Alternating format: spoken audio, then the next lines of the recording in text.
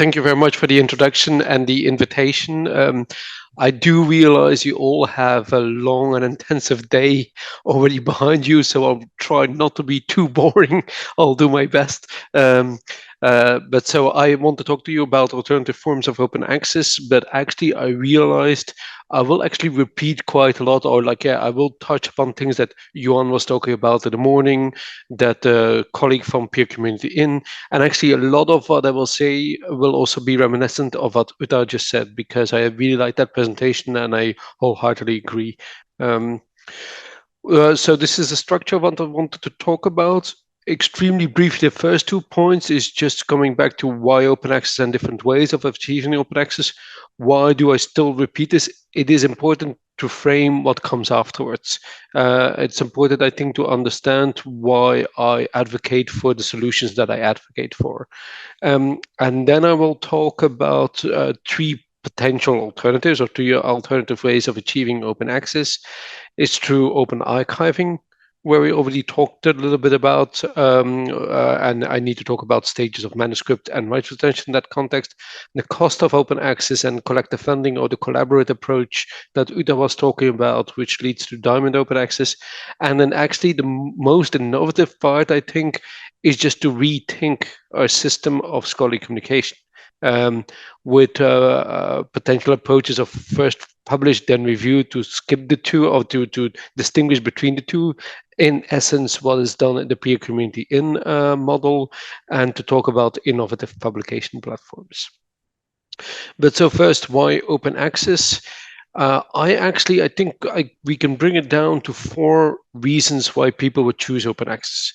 But it's important to realize that not everybody who advocates for open access is advocating for those 4 reasons. There is a distinction within the open access community of some arguments are more important for some people than they are for others. And they also drive the way we choose to do open access, what your main concern is. The first reason is something that a lot of people agree on. You do open access because it's the good of research. That is the official line of the European Commission by now. Open science is just science done right. Open publishing is the way you should do publishing. We pay for your research, so the research results should be open. And it actually is good for science itself because it, for instance, gives a citation advantage. Second reason is because people want worldwide access to research results, whether we're talking about people inside academia, but for instance, in countries where they do not have rich universities, rich libraries, but also for people who are outside of academia. Because the reality still is that the majority of results of scholarly research remain inaccessible to a majority of people on this planet. There's more and more that appeared, but there's also still way too much of that output that is not available for the public. A third reason is something that we librarians, of course, think about a lot, is the financial reasons. It's that we all know that the collection budgets of libraries have not grown to the same pace as the cost of scholarly publications. It has outpaced inflation. And so the idea is, especially from librarians, of CFOs of universities, if we could create more open access, it will solve the money problem of universities and university libraries. Because, of course, we now live, as you all know, in the situation that academics write articles for free, they review them for free, they do the editorial work, and then the people who own the journal still charge so much money to have access to these things. The last reason why you could choose why people sometimes advocate for open access is to basically take back control of scholarly communication. That was a lot what Johan was also talking about, to never forget that element either, because there is already for decades actually an understanding that something is wrong, that our current system of scholarly communication is dysfunctional, is in crisis, that we need to transform it, that there are issues of structure and issues of control, and that we basically need to revitalize the role universities play, the role individual academics play in scholarly communication, and need to be a lot more back in the driver's seat, calling the shots rather than the publishers. Then the different ways of achieving open access. I really like this very simple representation of the Cookie project in Australia is where they basically say, look, it's relatively easy. You have all sorts of colors and variants of open access. It can be sort of daunting to come to grips with all the, as Uta already said and rightfully said, it can be very daunting to come to grips with what is around, how does everything work. This is a very simple way of proposing what are the possibilities of open access. Is it made available by the publisher? Then it's publisher open. Is it made available on another platform? Then it's other platform open. And you can have publications that are available both ways. For instance, if I publish an article in a Gold Open Access journal, but then also deposit the version of record in my repository of my university, then it is both available by the publisher, and it is available on the repository. So you can have the combination of both. If it's not made available by the publisher, it's not made accessible on another platform, then it's a closed article. The different ways of achieving open access, it is important to realize that not all of these solve the 4 reasons why we would choose open access. All of them solve the problem of accessibility. It is available to everybody. But not all of the approaches to open access solve the problem of cost.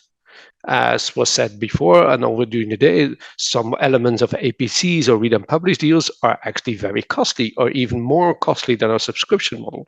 And not all solve the problem of control. If the journals are still owned by publishers, if the copyright is still with publishers, we have not solved that element of why we might potentially choose open access.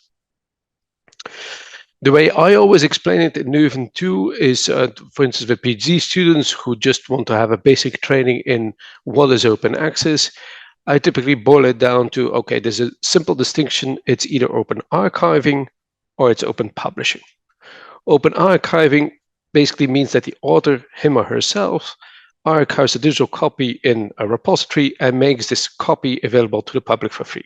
And the infrastructure for this is typically provided by non-profit institutions such as universities who have repositories. The thing to understand there is that it's often embargo, that the version that is available in Green Open Access only becomes available after a delay, and it's often not the final published version. What Uda was talking about, that you have the version of record with a publisher and you have the author's accepted manuscript, and I'll come back to that a bit later on, in the repository. But the advantage of open archiving is it's free for readers and it's free for authors. The other bit is the open publishing, where you publish your work immediately in open access, making the published version available for the public immediately for free. And for that, you need infrastructure, and that infrastructure can be provided either for profit, where there are publication fees that are profit-driven, you don't only have to pay for the cost of the infrastructure, but also a profit margin on top of that, or you have non-profit infrastructure, where it's basically cost-effective publication fees. Open publishing means the publications are free for the readers, but that is not always free for the authors. So those are the distinctions, and it will become clear why I made them later on. But so the first bit with the open archiving, which I believe is indeed an alternative to create open access, which is quite often interesting for the authors because it doesn't cost them anything. It has downsides. It is embargo. Typically, it's not the final version. It has its downsides, but at least there is open access achieved, and an author does not have to pay for it.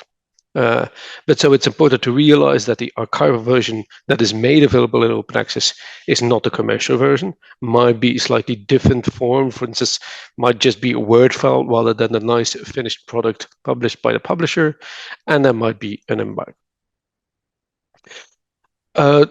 Again, this is sometimes a semantic discussion and sometimes quite difficult, the terminology. On the left-hand side, you see the terminology that we use in Leuven, because that is a terminology of our repository.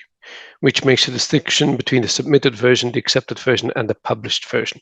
And so the submitted version is the version before peer review, accepted version is the manuscript after peer review, which is accepted for publication, and the published version is the final version, where you have not only passed peer review, but also has complete and finalized publisher's layout, quite often a DOI, page numbers, all those sort of things. And so, for instance, preprint is a synonym for the submitted version.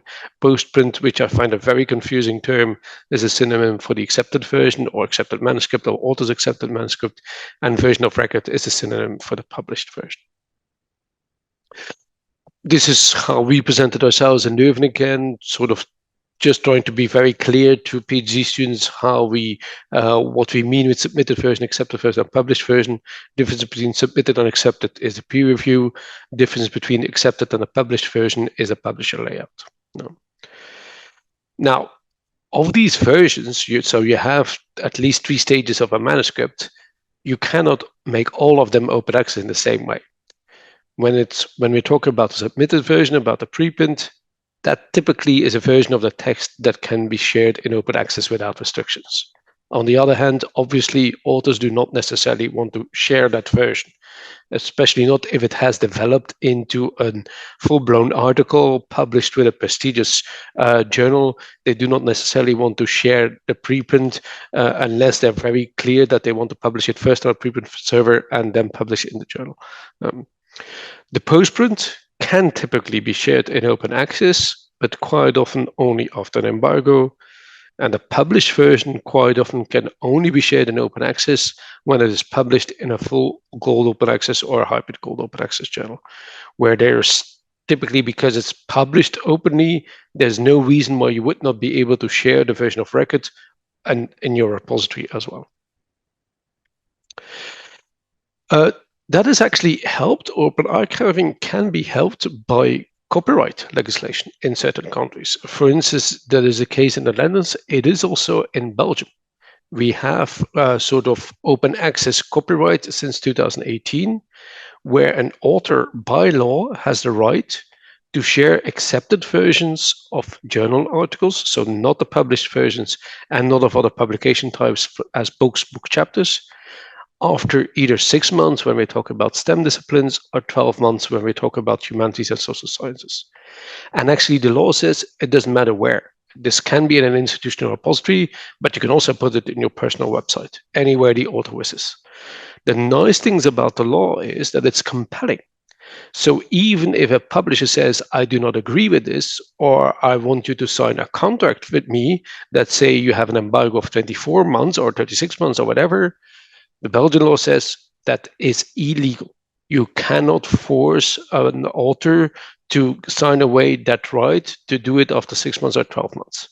And so if there's ever a debate that, for instance, we make something available, the accepted version of a journal article available in our repository after 12 months, we get a complaint from a publisher, we do not allow that, we can tell back to the publisher from the library, we have the Belgian law on our side, this is perfectly legal what we're doing. And the nice thing also is retroactive. So this is not only for articles published since 2018, this also goes back to all articles published in the past. Another version of open archiving is actually what is called black open access. So basically illegal rogue guerrilla open access, where scholarly research publications are distributed regardless of copyright law. And that is actually quite often illegal distribution of scholarly publications. A lot of scholars are unaware that they do it themselves. If they make use of ResearchGate or academia.edu and they put the PDFs of their final publications on there, while they're not allowed to do that according to their author's contract, they are actually themselves in breach of copyright law. And their publishers have a point to say, you're not allowed to do this. And then, of course, you have, probably you all know this, the bigger illegal shadow libraries, Library Genesis, Sci-Hub, where you have willful copyright infringement. And I have to say to my PhD students, of course, we cannot officially say have in the library catalog, you can always use Sci-Hub. But I say PhD students, like if you have absolute, especially if you then leave the university again, would have no access at all anymore to subscriptions, journals. Well, you can always check whether it's available on Scipe. Do realize this is copyright infringement, the stuff that is available that way. The way to help with open archiving, and that is something that Uta also mentioned, is by practicing rights retention. So you publish in a certain way, but you say, I do not transfer the full copyright to the publisher. I keep certain rights with myself. For instance, the author keeps all rights to the accepted manuscript and only transfers copyright for the final manuscript, but says with the accepted manuscript, I'm in charge, I decide what I do. And that actually makes sense, rights retention in open archiving as well as in open publishing. And it makes sense, as far as I'm concerned, for all publication types. Typically, for instance, Plan S, other institutional funder mandates will only dictate rights retention for articles. But I actually think that it makes sense for books and book chapters as well. And so this is the rights retention strategy is an approach that is explicitly mentioned by Plan S, approved by Plan S. It's basically you publish behind a paywall, but you maintain rights to the accepted manuscript and you share the accepted manuscript in open access through your repository without an embargo and with an open license.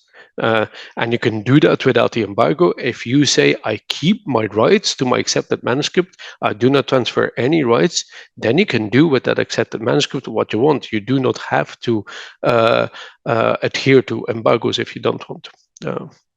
And so that's what Plan S recommends. They say you can always, when you send it in, you include a rights retention statement in your submission, and then you disseminate the accepted manuscript without a delay under CC BY license in your institutional repository. Why does it also make sense in the context of open publishing? That is something that Ruben Catty from Cambridge, from Open Book Publishers too, has argued, is that if you do copyright transfer for books, it's actually no longer you as the author who decides about potential reuse, about translations, about the right to text and data mailing. It is the publisher if you have transferred those rights. So it makes sense to say, no, I'm going to keep those rights so that in 5 years' time, if somebody wants to translate this book or somebody wants to use it for data mining, I'm the one who can judge whether I give permission or not a publisher.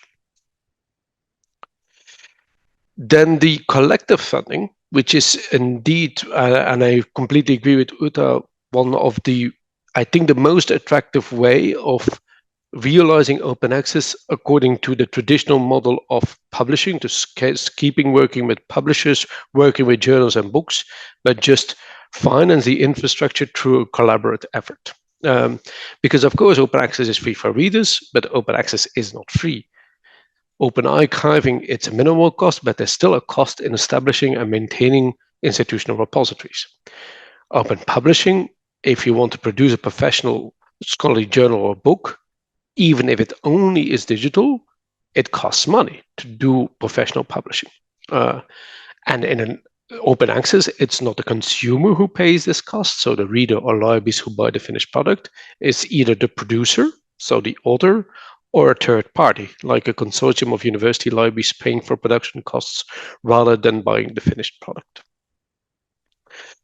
The thing to realize here is, so this is putting money in a system of open publishing. If we're talking about financing publication infrastructure, is that important distinction?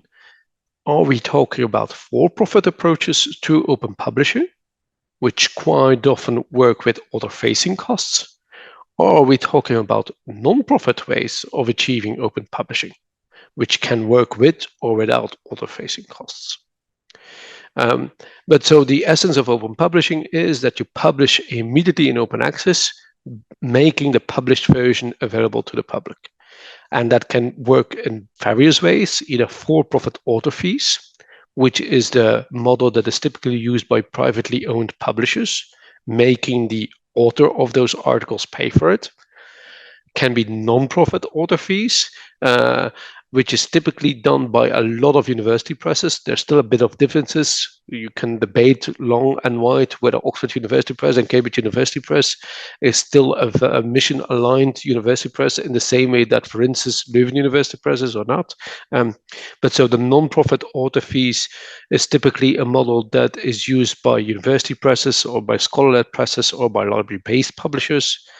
But you also have the possibility of working without author fees, where the publishing infrastructure is subsidized, typically through collaborative effort, through collective funding. And the result is that neither authors nor readers need to pay for the open access stuff. And sort of the collective funding is that the cost of the open publishing and the open infrastructure is covered by a group of supporters, typically a consortium of libraries. And one of the differing elements there too is that these costs are typically not calculated on the level of an individual article or an individual book. There, for instance, we support a publisher as such and the whole of the publishing enterprise. We do not necessarily look at one particular article that we find money for. No. And it's an equitable solution. So it does not exchange that barrier to reading with a barrier to publishing. For instance, by making Diamond Open Access possible through collective funding, so that it's actually available. Everybody can use that publishing infrastructure for free because the consortium of libraries is paying for it. An attractive example of this, and that was what Johan was talking about this morning, is, for instance, the Open Library of Humanities, which works with a collective funding approach. It's a large consortium of more than 300 libraries who all pay small sums. And because all of these libraries pay a small sum, Open Library of Humanities can publish more than 30 journals in Diamond Open Access. So it's open access and it doesn't cost the authors. They do not charge author fees anymore. It is free to publish in open access with Open Library of Humanities because a consortium of libraries is paying for the infrastructure. Full disclosure, Leuven is a member of Open Library of Humanities. We pay, I think, this year it's 2,600 euros. But remember, 2,600 euros for, I think it's 31 journals. That is an extremely good deal for a library. There's very few publishers that offer us more than 30 journals for that subscription price. And not only do we get these journals quite cheaply, we also support a system where these journals are open access without charging author fees. So for me, that was an absolute no-brainer to join this this project, this way of achieving open access. And I can only regret that it doesn't exist in every single discipline. This is typically like some people will rightfully say to me, this is all good and well, the Open Library of Humanities exists, but such a thing does not exist in astrophysics. And they might have a point. Open Library of Humanities is for journals. So where you have open access journals without author fees, you have exactly the same for books too. That you have publishers that publish open access books without charging author fees. Examples are the Open Book publishers, Punctum Books, Language Science Press, which all publish without charging the authors because they are financed through collective funding.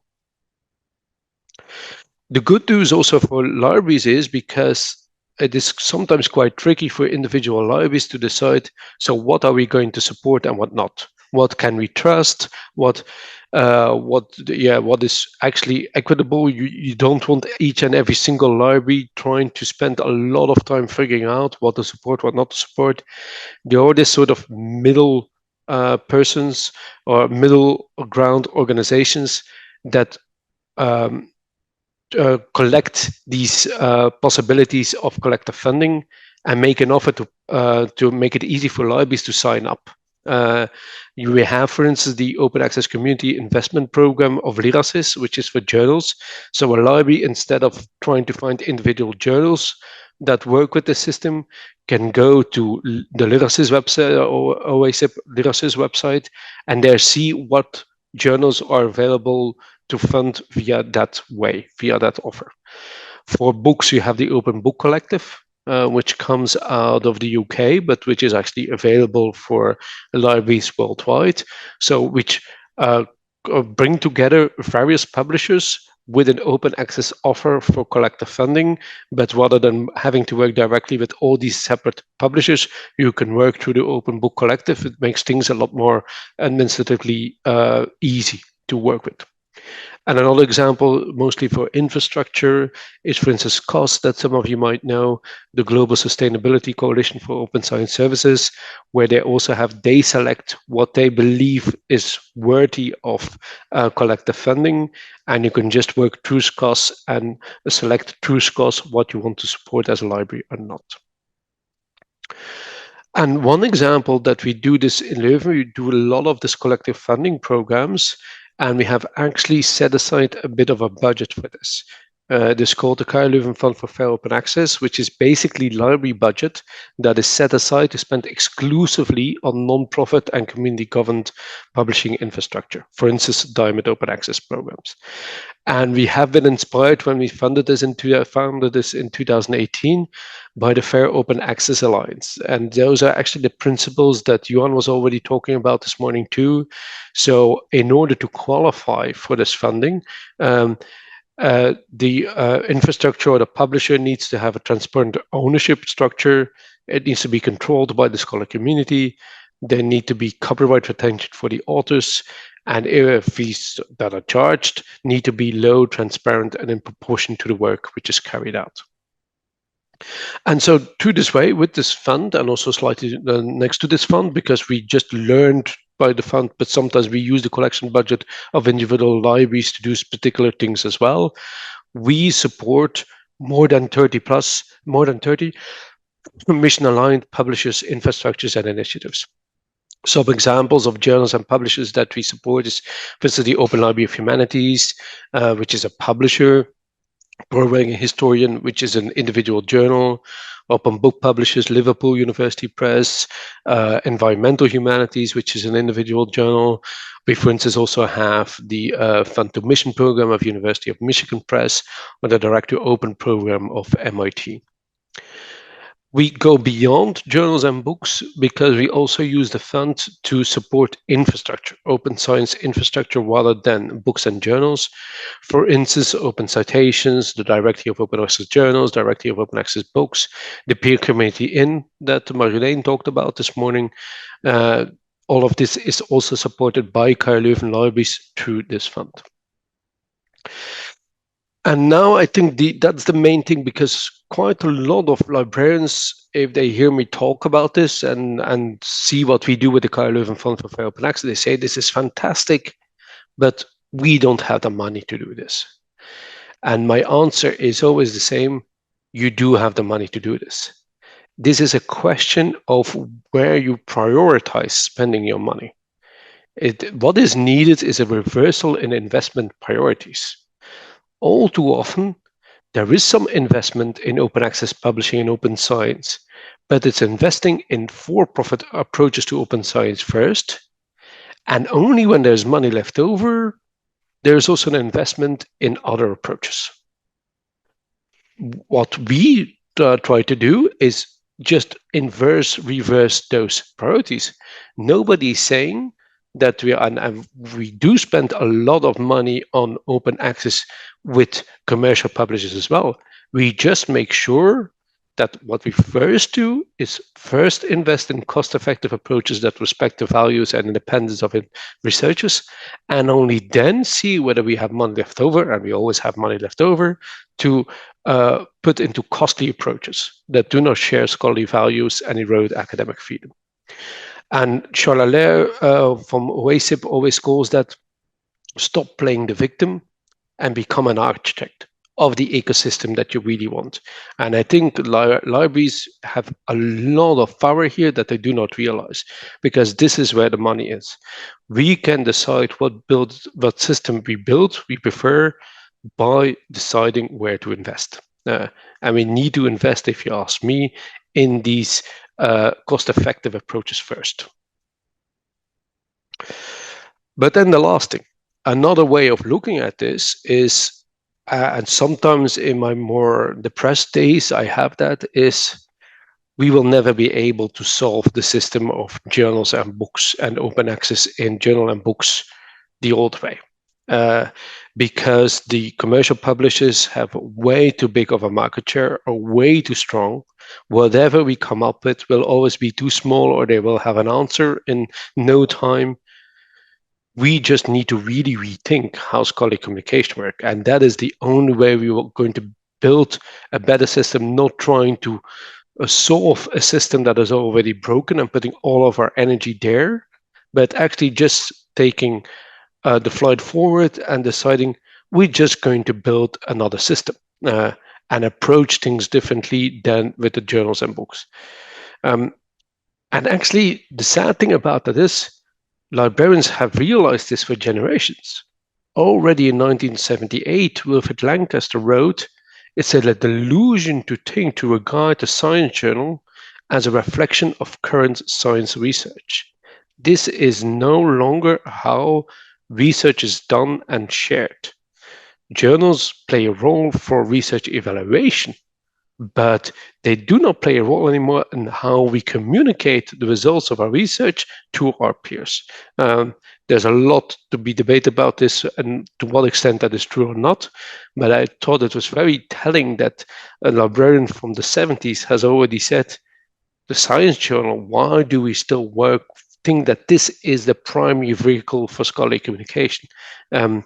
What he also said in the 70s, before the digital turn as we know it now, the very least what we should do is, if we have the digital turn and we go more electronically rather than paper, we should absolutely try to avoid that electronic system works the same way as the old paper system.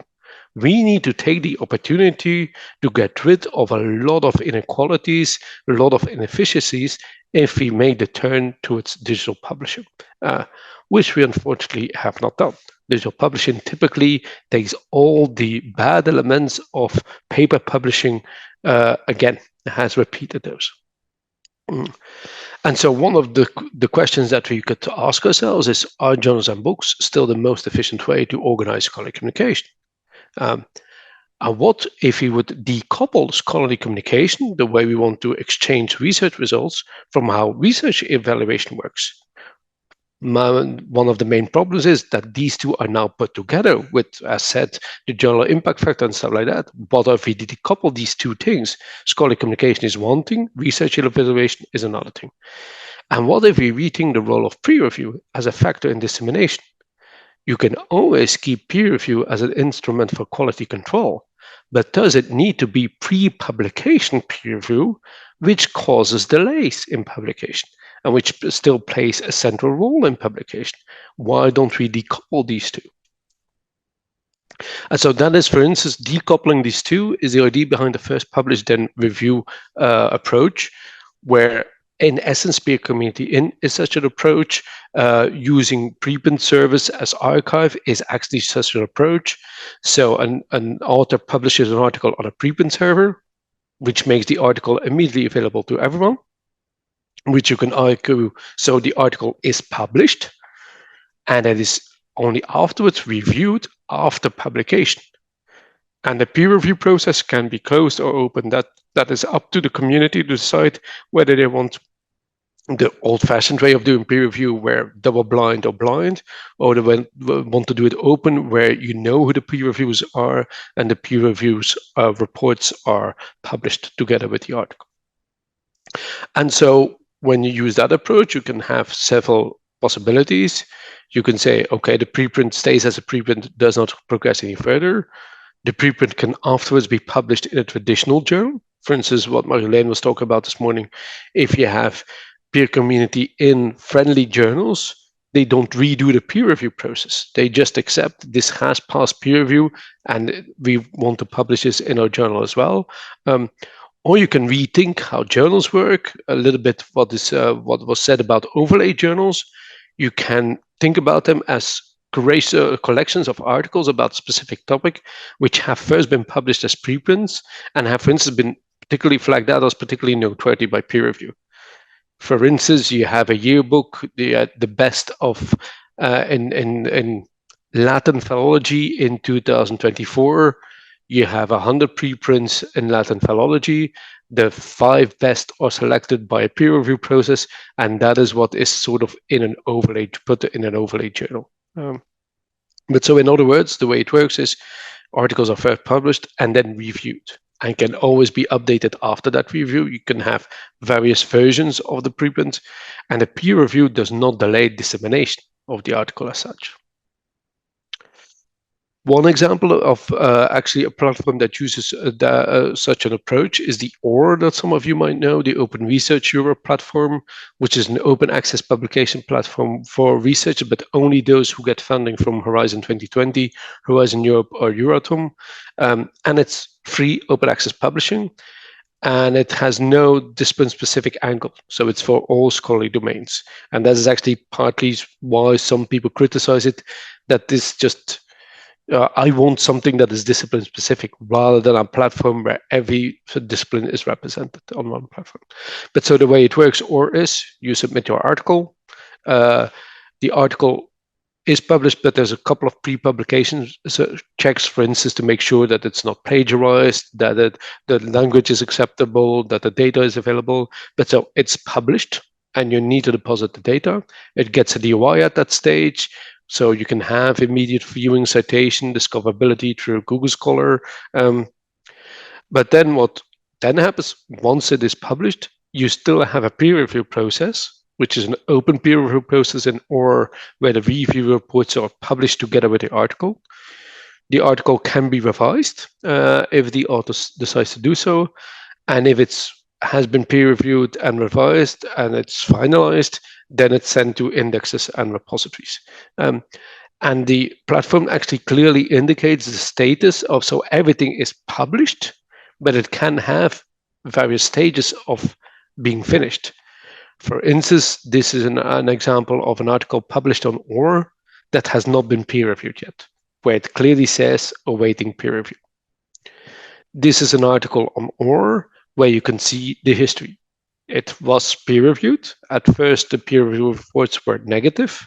It was revised, and this has led to 2 peer review reports that say, okay, this is published worthy. And then that is very clear that, okay, it has been peer reviewed and it has been accepted in the end.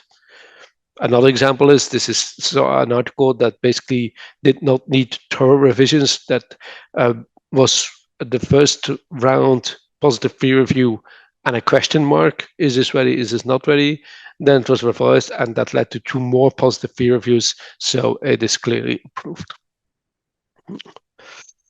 So OR is an example of an innovative publication platform, but still not 100% what is envisioned in an ideal world. So there's been quite recently some reflection about, okay, maybe instead of the journal and books system, we need to think more digitally and work with publication platforms. And let's make sure that those publication platforms are formed in a way that they create open access in an equitable manner. And for instance, that's here in the footnote, there is LIRU has very recently published, so the League of European Research Universities, sort of like the Champions League of research universities in Europe, has published a white paper about the need for such a public infrastructure with a couple of characteristics. And so the idea is what we need is a public infrastructure to publish all kinds of academic output. So in all stages of the research process, so we're not only talking about articles or books, but actually also other stuff, data sets, didactic material in open access while preserving academic quality and integrity.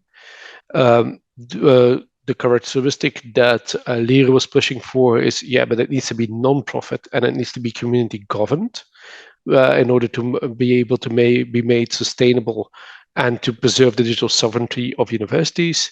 And so this is it's fully available, this white report. It's only 2 pages of basically 5 main characteristics that a task force of LIRU has indicated these publication platforms need to adhere to. One example of such a publication platform that we use ourselves is PubUp. It's open source, community-led end-to-end publishing platform, which is used by university presses, by society publishers, by library publishers, sometimes by individuals, sometimes by academic departments. So basically, a platform that provides the infrastructure for each part of the publishing process. And you do with it what you want. You can use it to publish a very old-fashioned of a journal, which still uses all the old editorial processes, or you can use it to have very innovative new forms of academic output and everything in between. And for instance, the way we use it for, we have a KU Leuven Open Science Day every year, of which we have sort of the proceedings. We were looking for something, okay, we want to publish these proceedings in open access.